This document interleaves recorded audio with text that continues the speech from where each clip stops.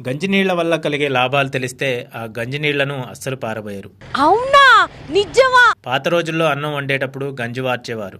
ఆ గంజిలో కొద్దిగా ఉప్పు కలుపుకొని తాగితే భలే ఉండేది. ఇప్పుడేమో మనం ఏదైనా రెస్టారెంట్కి వెళితే ముందుగా సూప్ ఆర్డర్ చేస్తాం. ఆ సూప్ కూడా గంజితోనే చేస్తారు. ఫ్రీగా వచ్చే గంజిని మనం రెస్టారెంట్లో మందులు పోసి కొంటున్నాం. గంజి నీళ్లలో ఎన్నో పోషక విలువలు ఉంటాయని డైటీషియన్లు చెబుతున్నారు. అలాగే ఇంట్లో ఏవైనా కాటన్ దుస్తులుంటే వాటిని గంజి వేసి ఉతికేవారు. కానీ ఈ రోజుల్లో ఎవరు అలా చేయడం లేదు. బయట మార్కెట్లో దొరికే గంజి పొడిని వాడుతున్నారు. గంజిలో కొద్దిగా టమాటా ముక్కలు, క్యారెట్ ముక్కలు వేసుకుని కూడా తినొచ్చు. బాడీ డిహైడ్రేట్ అవ్వకుండా చూస్తుంది. వీటిలో ఎన్నో రకాల పోషక విలువలు ఉంటాయి. ఎలక్ట్రోలైట్స్ లా కూడా పనిచేస్తుంది. ఈ సమ్మర్ లో డిహైడ్రేట్ అవ్వకుండా కాపాడుతుంది కూడా.